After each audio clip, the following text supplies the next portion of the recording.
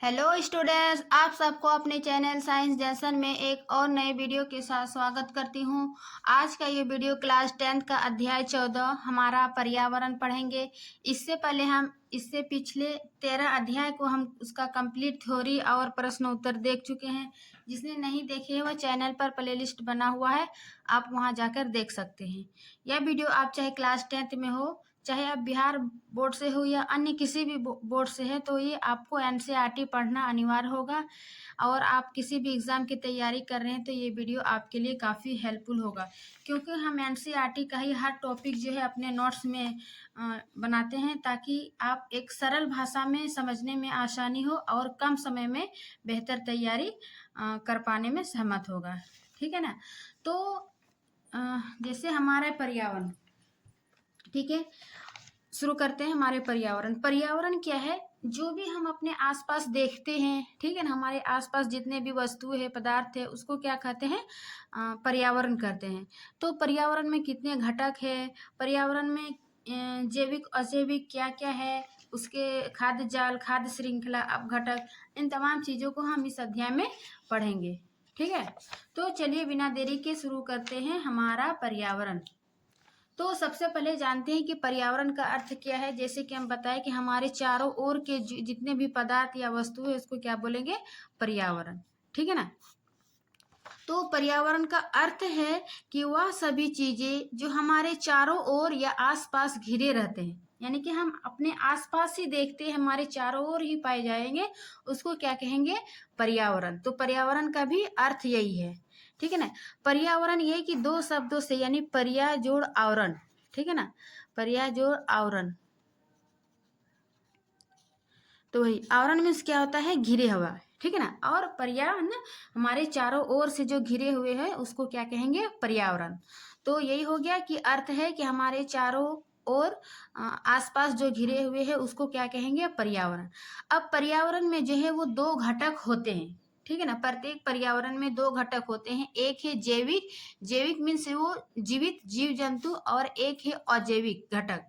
अजैविक घटक में अंतर्गत आ जाएगा जितने भी निर्जीव पदार्थ है, ठीक है ना, उसमें अजैविक घटक के अंतर्गत आ जाते हैं। तो ये पर्यावरण में जैविक और अजैविक जो है, ये दो घटक मिलकर पारितंत्र बनाता है, ठीक है ना, इकोसिस्टम। अब पारितंत्र में जो है जीव भोजन के लिए एक दूसरे पर निर्भर करते हैं, जिसे आहार श्रृंखला वो आहार जाल कहते हैं। इसका डिटेल हम आगे बढ़ाएंगे, फिलहाल एक लाइन समझ लीजिए कि पर्यावरण में जिसमें जैविक और अजैविक घटक थे, वो दोनों मिलकर क्या बनाया? पारितंत्र। ठीक है। और पारितंत्र में जो है वो विभिन्न प्रकार के जीव जंतु रहते हैं, छोटे जीव जंतु से बड़े जीव जंतु। तो इन्हें जीव जंतु जो है वो एक दूसरे पर निर्भर होते हैं।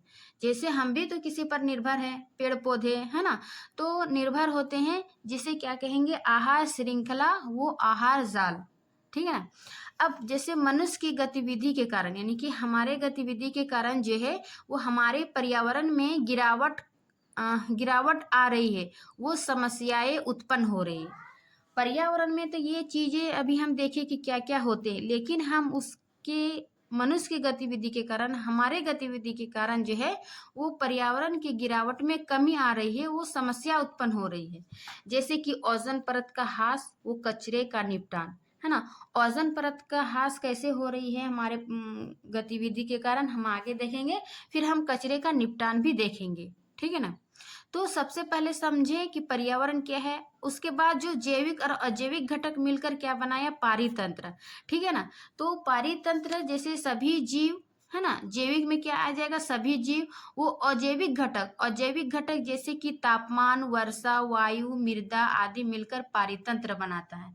यानी कि जितना भी जैविक मृत जीव, है ना, मृत जो पदार्थ होता है, जैसे तापमान, वर्षा, वायु, मृदा, ये सब किस में आ जाएगा? अजैविक, जो जैविक नहीं है। तो जैविक और अजैविक मिलकर क्या बनाया? पारितंत्र। ठीक है ना। अब पारितंत्र जो है वो दो प्रकार के होते हैं, एक है प्राकृतिक पारितंत्र और दूसरा है मानव निर्मित पारितंत्र। ठीक है। तो प्राकृतिक पारितंत्र में क्या होता है? जो प्रकृति में विद्यमान है, यानी कि वो मनुष्य नहीं बनाया, जो प्रकृति में ही विद्वान है ना, कह सकते जो गॉड द्वारा प्राप्त हुआ है।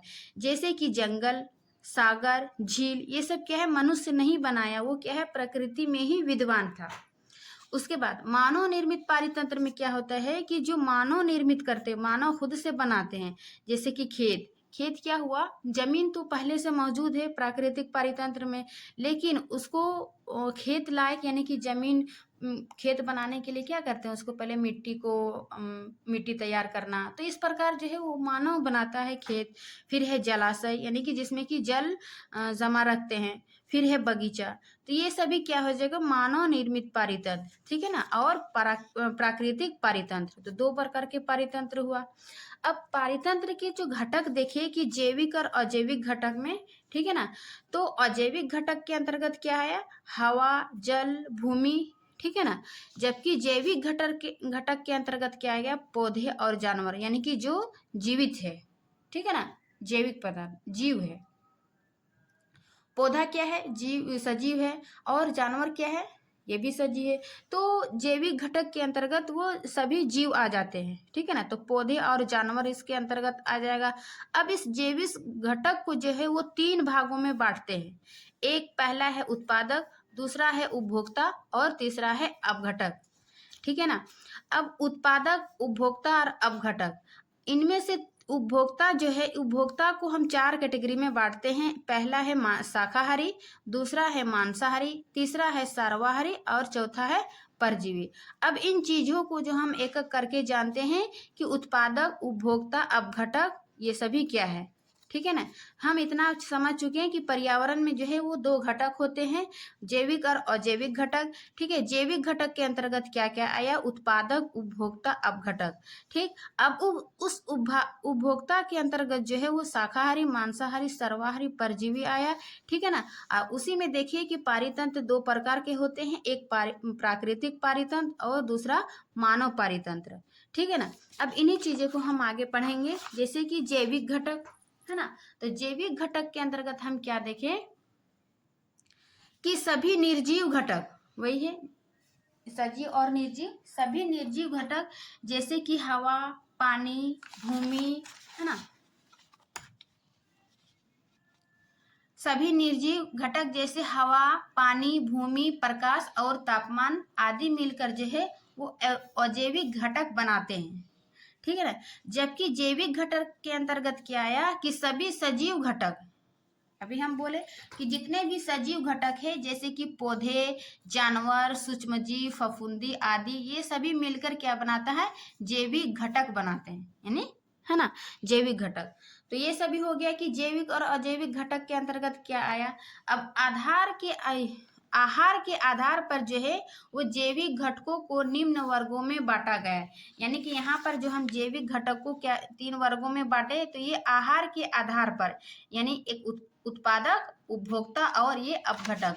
तो ये आहार के आधार पर जो है वो जैविक घटक को हम तीन वर्गों में बांटते हैं, ठीक है ना। पहला है उत्पादक। उत्पादक में क्या होता है कि जो भी सभी हरी पौधे जो है, सभी हरे पौधे नील हरी शैवाल अपना भोजन अकार्बनिक पदार्थों से सूर्य की रोशनी का प्रयोग करके बनाते हैं।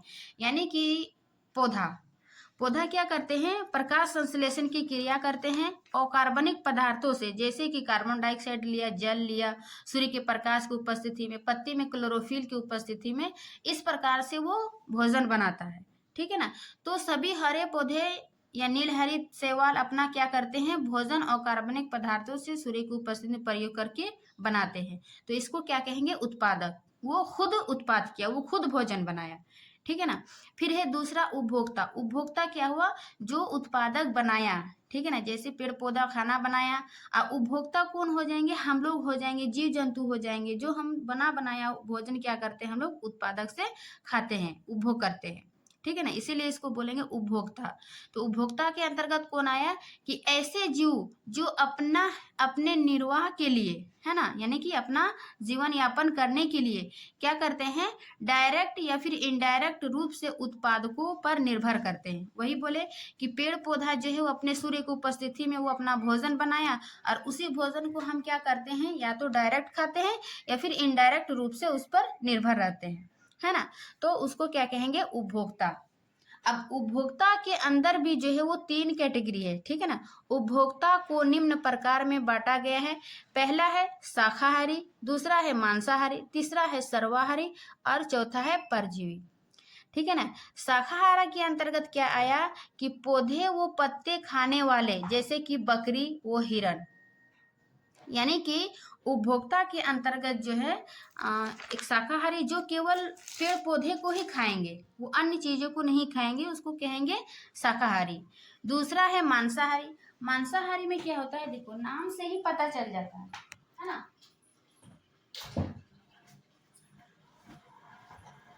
मांसाहारी में हम क्या करते हैं कि मांस खाने वाले, जैसे कि शेर, मगरमच्छ, तो ऐसे जंतु को क्या कहेंगे, मांसाहारी, जो केवल मांस खाते हैं। फिर है तीसरा सर्वाहारी। सर्वाहारी में हम क्या करते हैं, पौधे वो मांस दोनों खाने वाले होते हैं, जैसे कौवा, मनुष्य आदि। यानी कि सर्वाहारी के अंतर्गत जो शाकाहारी पेड़ पौधे को भी खाएगा और मांसाहारी यानी कि मांस को भी खाएगा, ये दोनों खाने वाले को क्या कहेंगे, सर्वाहारी, ठीक है ना। इसके अंतर्गत आ जाएगा कौवा, मनुष्य आदि, ठीक। चौथा है परजीवी। परजीवी क्या होता है कि जो दूसरे जीवों के शरीर पर निर्भर करते हैं, है ना। जैसे इसके कि दूसरे जीवों के शरीर में रहने, वो भोजन लेने वाले, जैसे कि जू हमारे सर में पाई जाती है ना, तो वो क्या है, वो हमारे पर डिपेंड है, हमारे खून को चूसती है। फिर ये अमरबेल है ना, जो पेड़ों पर पाई जाती है ना, तो वो पेड़ों की टहनियों पर ऐसे लिपटी लिपटी रहती है और वो पेड़ों में जितनी भी न्यूट्रिशन है ये उससे प्राप्त करते हैं। तो ये हो जाएगा पेड़ का उदाहरण। ये हमारे शरीर में जू, अमरबेल आदि, ये परजीवी हो गया। तो ये उपभोक्ता के आधार पर ये जो है जीव 4 प्रकार के थे, और आहार के आधार पर जैविक घटक 3 वर्गों में बांटे गए हैं, उत्पादक, उपभोक्ता और तीसरा हो गया अपघटक, ठीक है ना। अपघटक के अंतर्गत क्या होता है, जैसे कि फफूंदी हो गया, है ना, फंगस जिसको बोलते हैं। फफूंदी वो बैक्टीरिया यानी जीवाणु जो कि मरे हुए जीव वो पौधे के जटिल पदार्थों को सरल पदार्थों में विघटित कर देते हैं। इस प्रकार के अपघटक स्रोतों की भरपाई में मदद करती है। सॉरी, इस प्रकार की अपघटक क्या करते हैं, खेतों की भरपाई में ना।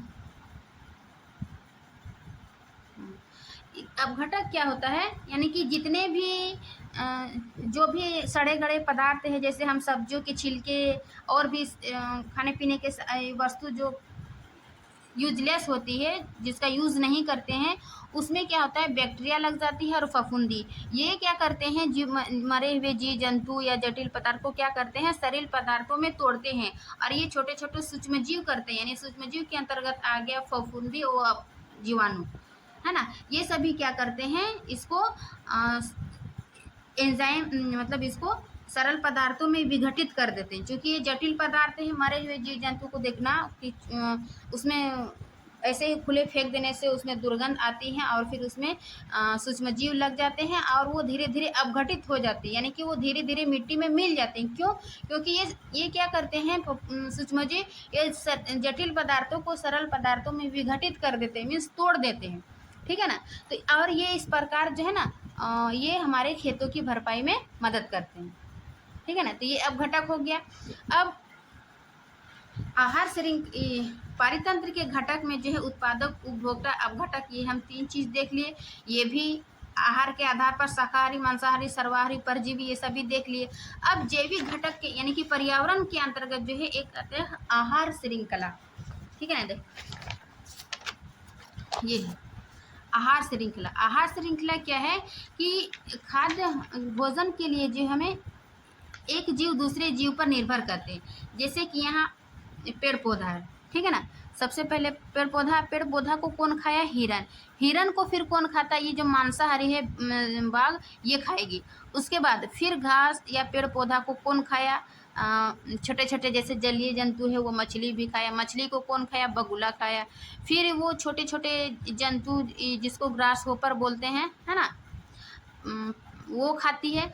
उसके बाद उसको मेढक खाती है। फिर मेढक जो सांप को खाती है। फिर सांप को कौन खाता है, ये गिद्ध ना क्या बोलते हैं इसको, वही खाते हैं।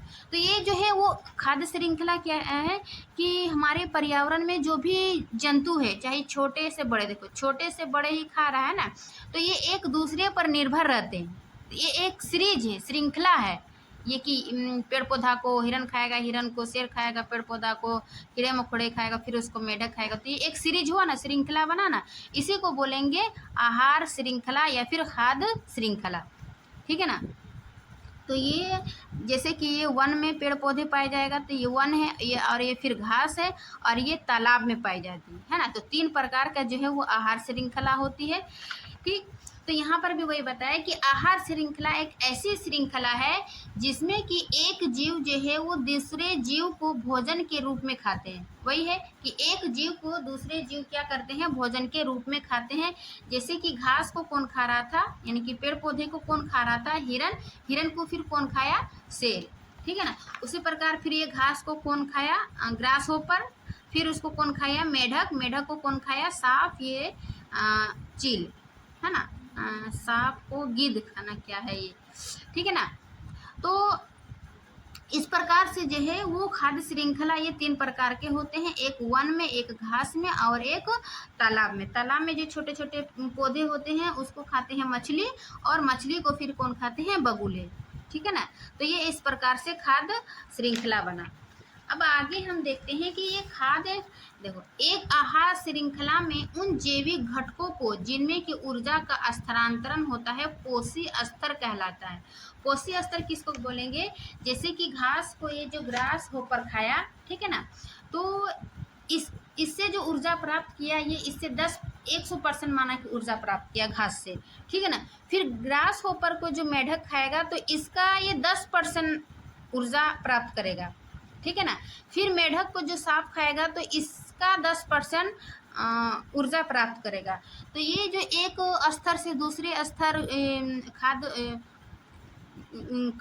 क्या आहार श्रृंखला जो है, तो इसको क्या कहेंगे, पोषी स्तर, है ना। यानी कि एक पोषी, प्राथमिक पोषी स्तर ले, फिर द्वितीय, इस प्रकार की। ठीक है ना। तो यहाँ पर भी वही बोले कि उन जैविक घटकों को जिनमें ऊर्जा का स्थानांतरण, ऊर्जा एक जीव को दूसरे जीव खा रहे हैं तो क्या हो रहा है, ऊर्जा का स्थानांतरण हो रहा है, तो इसको क्या बोलेंगे, पोषी स्तर। ठीक है ना। पोषी स्तर कहलाता है। और एक आहार श्रृंखला में ऊर्जा का स्थानांतरण एक दिशा होती है।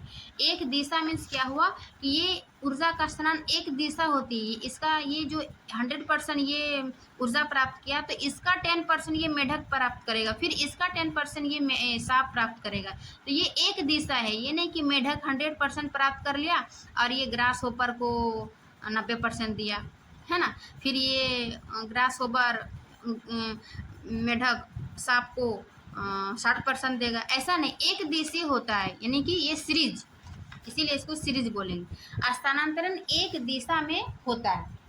फिर है हरे पौधे जो है वो सूर्य की ऊर्जा का 1% भाग जो पत्तियों पर पड़ता है अवशोषित करते हैं। यानी कि हरे पौधा सूर्य की ऊर्जा का 1% यानी 100% भाग को पत्तियों पर पड़ता है और उसको अवशोषित करता है। इस प्रकार से ये 10% का नियम बना। ठीक है ना। 10% का नियम क्या कहता है कि 10% एक पोषी स्तर से दूसरे पोषी स्तर में केवल 10% ऊर्जा का स्थानांतरण होता है, जबकि 90% ऊर्जा जो है वो वर्तमान पोषी स्तर में जैविक क्रियाओं में उपयोग होती है। यानी कि जब ये घास को ग्रास होपर ने खाया तो इसके पास 100% ऊर्जा हुआ। ठीक है ना। इस 100% में जो है वो 10% ये मेढक के पास जाएगा और ये 90% जो है अपना ऊर्जा खपत कर लेगी अपने क्रिया करने में। ठीक है ना। फिर ये मेढक जो है, फिर मेढक के पास 10% रहा, फिर 10% जाएगा सांप के पास, है ना। मेढक का 10%, फिर जो इसके पास 90% बचा तो ये अपने क्रियाओं में यूज कर लेता है।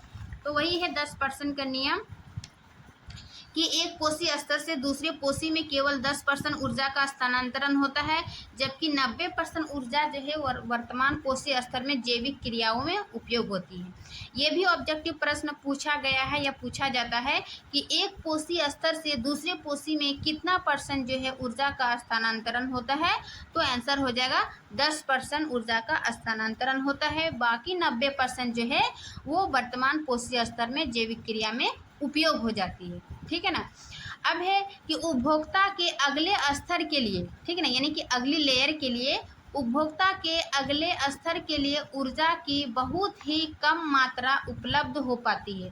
अतः आहार श्रृंखला में सामान्यतः 3 अथवा 4 ही चरण होती है। इसका कहने का अर्थ है कि सामान्यतः ये ऊर्जा स्तर में यानी कोषीय स्तर में 3 अथवा 4 ही चरण होती है, क्योंकि ये जो ऊर्जा की स्तर 100% जो ये ग्रास होपर ली थी, तो फिर इसका 10% मेढक, 10% सांप, 10% चील, इस प्रकार ये क्या है, ये तो ऊर्जा की स्तर घट रही है ना, धीरे धीरे घट रही है। तो इस प्रकार ये सामान्यतः आहार श्रृंखला की जो है वो 3 अथवा 4 ही चरण होती है ना, क्योंकि ये धीरे धीरे कम होती जाएगी, तो फिर वो लास्ट वाले जंतु को क्या मिलेगा, ऊर्जा नहीं मिलेगा।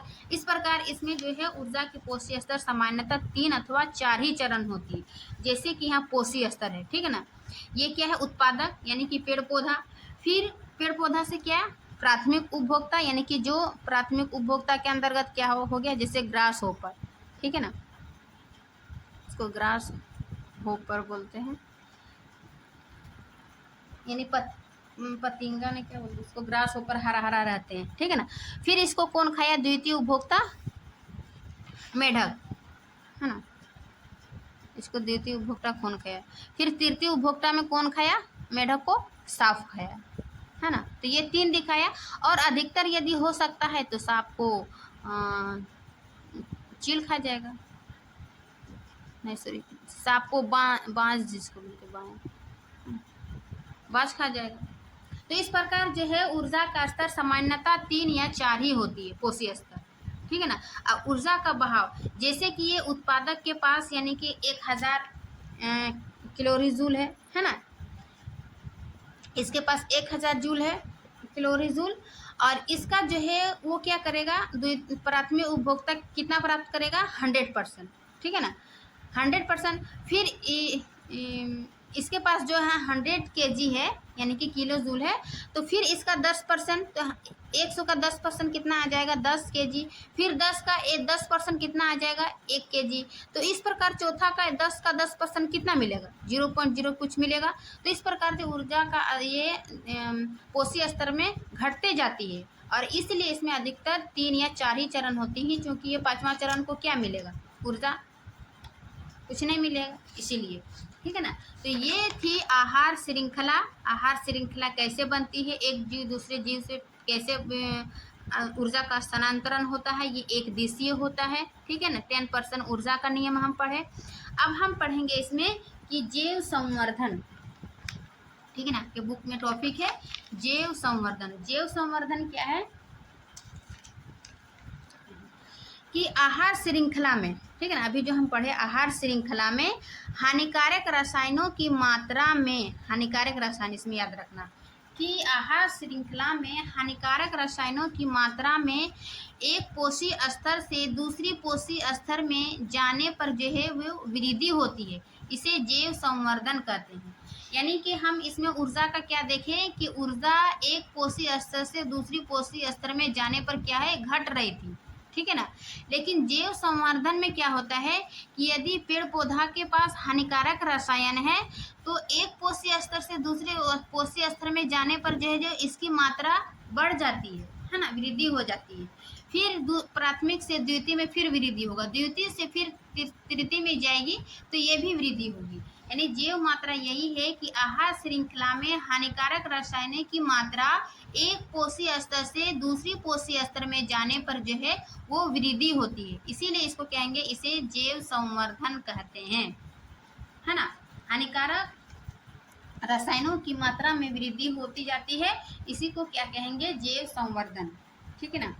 फिर है कि ऐसे रसायनों की सबसे अधिक मात्रा जो है वो मानव शरीर में होती है। ऐसे रसायनिक की सबसे अधिक मात्रा किस में होती है? मानव शरीर में होती है। हम लोग किस में आएंगे?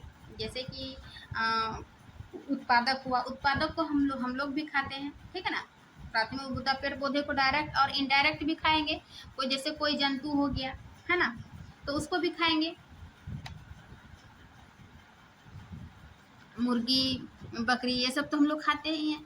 तो वो क्या हो जाएगा, यानी कि प्राथमिक उपभोक्ता और द्वितीय उपभोक्ता में भी आएगा। तो मानव के शरीर में जो है वो सबसे अधिक ऐसे रसायन की सबसे अधिक मात्रा मानव शरीर में होती है जैव संवर्धन। तो समझ गए कि जैव संवर्धन क्या है कि एक कोशीय स्तर में दूसरे कोशीय स्तर में जो हानिकारक रसायन है उसकी मात्रा जो है वो बढ़ती जाती है। तो इसी को क्या कहेंगे? जैव संवर्धन, ठीक है ना। अब आगे है मेरा आहार। अभी हम पढ़े थे खाद्य आहार जाल, सॉरी आहार श्रृंखला, ठीक है ना, ये एक दिवसीय थी। अब हम पढ़ेंगे आहार जाल, है ना, यानी कि खाद्य जाल या आहार जाल। ठीक, ये जाल कहने का अर्थ है कि यहाँ पर देखो सीधे सीधे था कि घास को ग्रास ऊपर खा रहा था, फिर मेढक खाया, फिर सांप खाया, फिर बाज खाया। लेकिन यहाँ पर क्या है कि जैसे घास को कौन खाया? ग्रास ऊपर, मेढक, सांप। फिर मेढक को कौन खाता है? ये दूसरे जंतु, है ना। फिर ये घास को कौन खाया? चूहा। फिर चूहा को कौन खाया? बिल्ली। बिल्ली को कौन खाया? बड़े जंतु। फिर इसको कौन खाया? मोर। तो इस प्रकार देखो एक दूसरी एक जाल के रूप में बना हुआ है। एक जीव जो है वो एक से अधिक जीवों पर आश्रित रहते हैं, ठीक है ना। पेड़ पौधा कौन खाया? हिरन। हिरन को कौन खाया? बाघ। इस प्रकार फिर पेड़ पौधा कौन खाया? बकरी। फिर इसको कौन खाया? लोमड़ी। तो इस प्रकार हुआ ना कि एक जीव पर जो है वो अनेक जीव निर्भर रहते हैं और ये इस प्रकार के एक जाल बनाते हैं। इसी को क्या कहेंगे? आहार जाल, ठीक है ना। उसी को हम यहाँ सरल भाषा में बताएं कि आहार श्रृंखला जो है वो आपस में प्राकृतिक रूप से जुड़ी होती है। यानी कि प्राकृतिक रूप से कहने का अर्थ वो पहले से ही ऐसे जुड़ी हुई है जो एक जाल का रूप धारण कर लेती है। उसे क्या कहेंगे? आहार जाल। जैसे कि पौधा को कौन खाया? तिलचट्टा। फिर तिलचट्टा कौन खाया? मेढक। मेढक को कौन खाया? सांप। सांप को कौन खाया? चील। इस प्रकार फिर ये पौधा को चूहा खाया। चूहा को कौन खाया? चील खाया। फिर पेड़ पौधा कौन खाया? खरगोश। खरगोश को कौन खाता है? चील भी खाता है। खरगोश को लोमड़ी भी खाता है। तो हुआ ना कि एक उत्पाद पर या फिर एक जीव पर क्या हुआ? कई जीव निर्भर रहते हैं। तो ये एक प्रकार के एक जाल का रूप बना लेते हैं। आप फिगर में देखिए, आप और भी उदाहरण देके बना सकते हैं। हम तो बस समझाने के लिए थोड़ा बहुत उदाहरण लिखे, ठीक है ना। तो आप यहाँ खाद्य जाल यहाँ से भी ले सकते हैं। उसके बाद ये तो हो गया। अब हम जानेंगे हमारे क्या है नेक्स्ट टॉपिक कि हमारे क्रियाकलाप पर्यावरण को किस प्रकार प्रभावित करते हैं, है ना। हम मतलब हमारी क्रिया से, मनुष्य क्रिया से पर्यावरण जो है वो किस प्रकार प्रभावित हो रही, किस प्रकार क्षरण हो रही है ना। तो जानेंगे कि पर्यावरण की समस्याएं, जैसे पर्यावरण में बदलाव हमें प्रभावित करता है। पर्यावरण में जो भी बदलाव हो रहा है वो किसके कारण है? मनुष्य की गतिविधि के कारण, हमारी गतिविधि के कारण, है ना, प्रभावित हो रही है। और हमारे गतिविधि भी पर्यावरण को प्रभावित करती है, ठीक है। इससे पर्यावरण में जो है वो धीरे धीरे गिरावट आ रही है। यानी कि पर्यावरण की जो गुणवत्ता है उसमें क्या हो रहा है? धीरे धीरे गिरावट आ रही है, जिससे पर्यावरण की समस्याएं उत्पन्न होती है, जैसे कि प्रदूषण, है ना। हमारे गतिविधि से अधिक हम क्या करते हैं? जैसे कि प्लास्टिक को इधर उधर फेंक देना या फिर जला देना। उससे क्या होता है कि गैस निकलती है। तो ये क्या हो? प्रदूषण हुआ। इधर उधर मरे हुए जीव जंतु को फेंक देना, कचरा जहाँ तहाँ फेंक देना। हम क्या करते हैं? ये हमारी गतिविधि को से ही पर्यावरण को क्या हो रही? प्रभावित हो रही। जैसे कि प्रदूषण, फिर वनों की कटाई कर देते। वनों से हमें ऑक्सीजन मिलती है, वर्षा होती है, और हम वन को ही काट देते हैं। तो ये क्या है? मनुष्य की ही न गतिविधि है। तो इससे जो पर्यावरण की गिरावट में कमी आ रही है, जिससे पर्यावरण की समस्या उत्पन्न हो रही, वो क्या है? जैसे प्रदूषण और वनों की कटाई। ये थी पर्यावरण की समस्याएं। अब नेक्स्ट समस्या है पर्यावरण की ओजोन परत। ओजोन परत जो कि ये समताप मंडल में पाई जाती है, ठीक है ना। ये क्या करती है? सूर्य से हानिकारक जो यूवी है, अल्ट्रावायलेट किरण है, इससे जो है वो ये रक्षा करती है और हम उस यूवी से बचाती है ये ओजोन परत। ठीक है ना। तो ओजोन परत जो है वो पृथ्वी के चारों ओर एक रक्षात्मक आवरण है, यानी कि ये सुरक्षात्मक आवरण है जो सूर्य के हानिकारक पराबैंगनी प्रकाश को, यानी कि यूवी है ना, हानिकारक पराबैंगनी प्रकाश को अवशोषित कर लेती है, ये अपनी ओर खींच लेती है ये ओजोन परत। ठीक है ना, अवशोषित कर लेती है। इस प्रकार से यह जीवों की स्वास्थ्य संबंधी हानिकारक हानियां, जैसे कि ओजोन परत जो पराबैंगनी की प्रकाश हमारे शरीर पर पड़ती है तो ये क्या क्या बीमारी होती है, उस बीमारी से जो है वो हमें ओजोन परत बचाती है, जैसे कि त्वचा कैंसर, मोतियाबिंद, कमजोर परिरक्षा तंत्र, पौधे का नाश आदि से क्या करती है, ये हमें ओजोन परत रक्षा करती है। ठीक है ना। फिर है मुख्य रूप से ओजोन परत जो है वो समताप मंडल में पाई जाती है, यानी कि ये वायुमंडल की परत है, समताप मंडल, क्षोभ मंडल, तो उन्हीं समताप मंडल में ये ओजोन परत पाई जाती है। ठीक है ना, जो कि हमारे वायुमंडल का हिस्सा है। वही बोला, वायुमंडल की जो परत है उसमें से समताप मंडल में ओजोन परत पाई जाती है जो कि वायुमंडल का हिस्सा है, और जमीनी स्तर पर ओजोन एक घातक जहर है, यानी कि ओजोन जो है वो एक घातक जहर है, और ओजोन परत समताप मंडल में पाई जाती है जो सूर्य से पराबैंगनी किरणों को हमारी रक्षा करती है, हमारे स्वास्थ्य संबंधी जो भी बीमारी होगी उससे रक्षा करती है ये ओजोन परत। ठीक है ना। तो ओजोन परत के लिए भी हम ही लोग जिम्मेवार है। कैसे कि ओजोन का निर्माण कैसे होता है। ठीक है ना। तो पहला है कि ओजोन का निर्माण निम्न प्रकाश रासायनिक क्रिया का परिणाम है, जैसे कि ऑक्सीजन। ठीक है ना, ऑक्सीजन ये पराबैंगनी किरण O2 है ना, ये पराबैंगनी किरण से क्या है, O और O मतलब कि ऑक्सीजन और ऑक्सीजन मिलकर क्या बना, ऑक्सीजन यानी O2 अणु बनाया। अब ये O2 अणु जो है फिर ऑक्सीजन से मिलकर O3 बनाता है, ये ओजोन। इसी को ओजोन का ही फॉर्मूला क्या हो गया, O3 है ना। तो इस प्रकार ये ओजोन का निर्माण होता है। अब ओजोन परत से जो हानि होती है, जैसे ओजोन परत का ह्रास। ठीक है ना। तो 1985 में कुछ ईस्वी सब याद रखिएगा जो आपकी बुक में दिया हुआ है। ठीक है ना। 1985 में पहली बार अंटार्कटिका में ओजोन परत की मोटाई में कमी देखी गई है, जिसे ओजोन छिद्र के नाम से जाना जाता है। ओजोन छिद्र के नाम आप लोग सुने होंगे। तो ये सबसे पहले जो है वो अंटार्कटिका में 1985 में पहली बार देखा गया है कि ओजोन परत की मोटाई में कमी देखी गई है ना, जिसे तो क्या बोलेंगे इसको, जिसे ओजोन छिद्र के नाम से जाना जाता है। ठीक है ना। अब दूसरा पॉइंट है कि ओजोन की मात्रा में इस तीव्रता से गिरावट का मुख्य कारण जो है वो मानव संश्लेषित रसायन जैसे यानी कि CFC क्लोरोफ्लोरोकार्बन को माना जाता है, यानी कि ओजोन परत की जो ह्रास है, कमी है, उसका सबसे मुख्य कारण है ये CFC गैस यानी कि क्लोरोफ्लोरोकार्बन। ठीक है ना। ये रसायन जो है वो ओजोन परत की तीव्रता बहुत तेजी से इसे गिरावट आती है, और ये भी क्या है, मानव संश्लेषित रसायन है कि ये मानव द्वारा बनाया गया। ये CFC गैस जैसे कि फ्रिज में, कूलर में ये CFC गैस निकलती है। ठीक है ना, जिसका उपयोग शीतलन यानी कि ठंडा वही फ्रिज एवं अग्निशमन के लिए किया जाता है, यानी कि जो आग बुझाने के लिए जो यंत्र है उसमें भी ये CFC गैस का यूज़ किया जाता है, और ये फ्रिज, AC इन सभी में ये CFC गैस का यूज़ किया जाता है।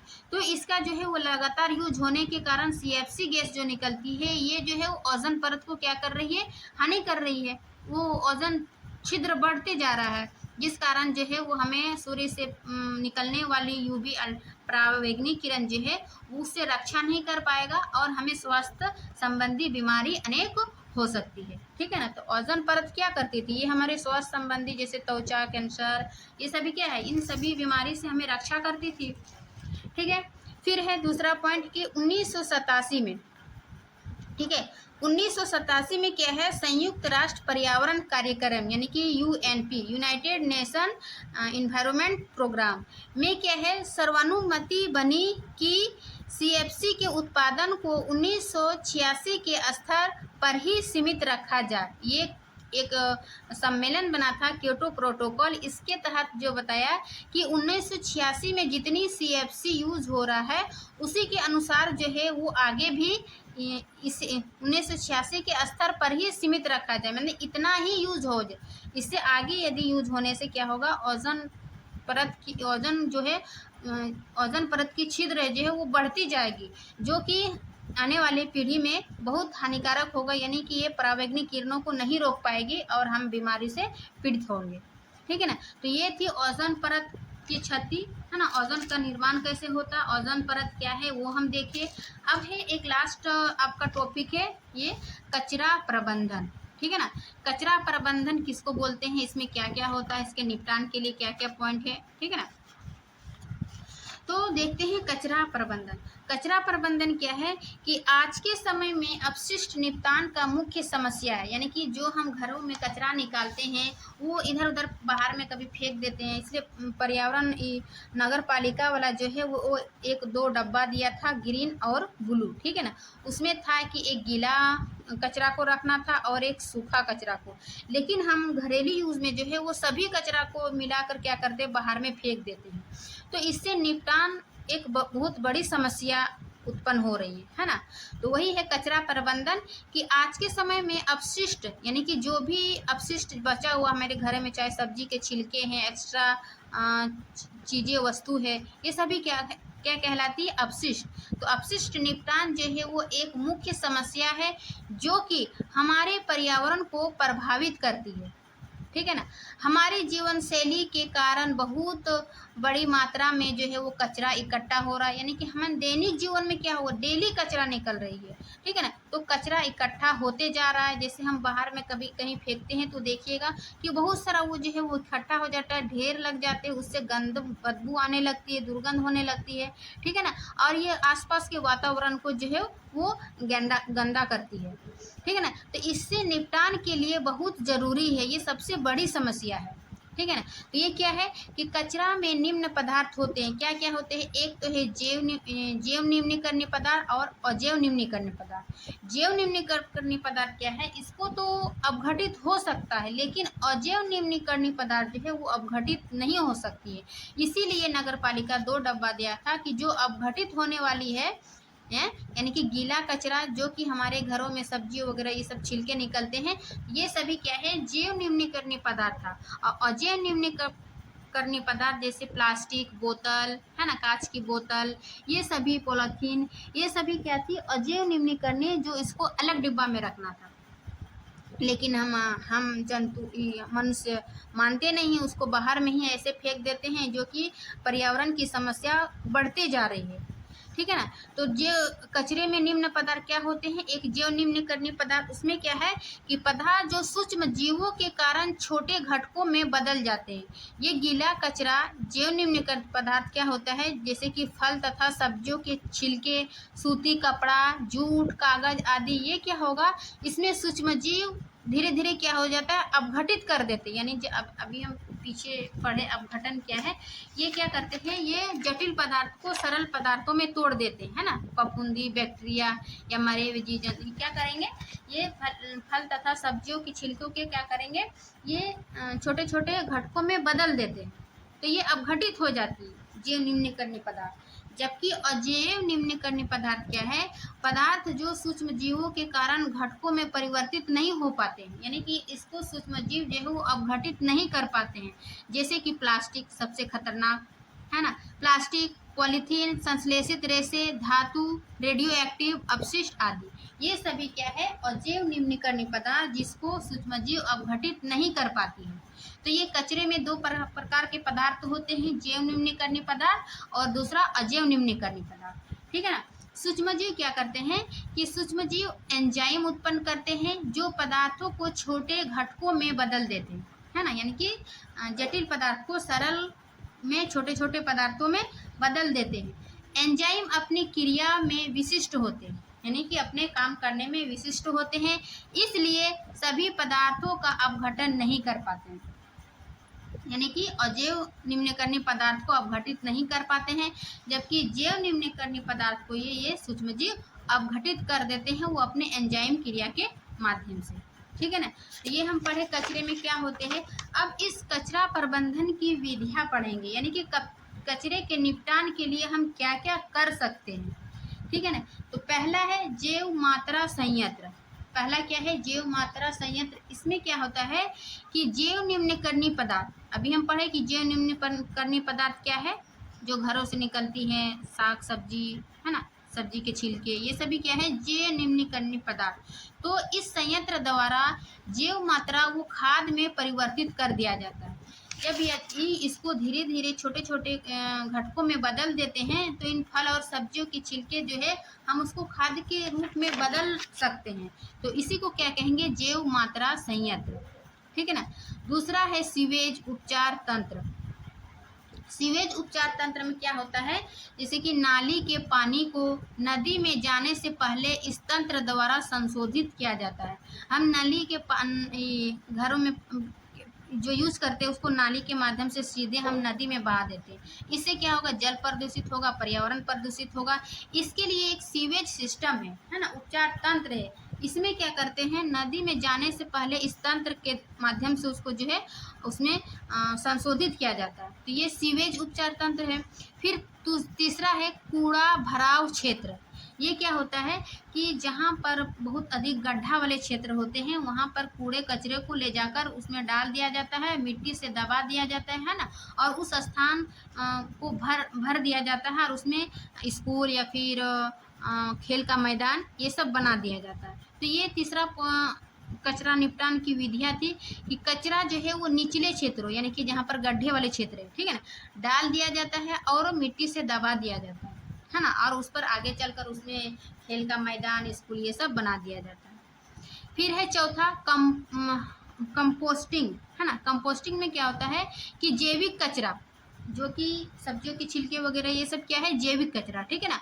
तो जैविक कचरा कंपोस्ट गड्ढे में भर कर ढक दिया जाता है मिट्टी के द्वारा, और 3 महीने में कचरा जो है वो खाद में बदल जाता है। जो अभी जहाँ जैव मात्रा संयंत्र में देखे ना, वही ये कंपोस्टिंग है कि वो जैविक मात्रा को, यानी कि जैव निम्नीकरणीय पदार्थ को खाद के रूप में बदला जा सकता है और उसको हम खेतों में यूज करने के लिए ला सकते हैं, ठीक है ना।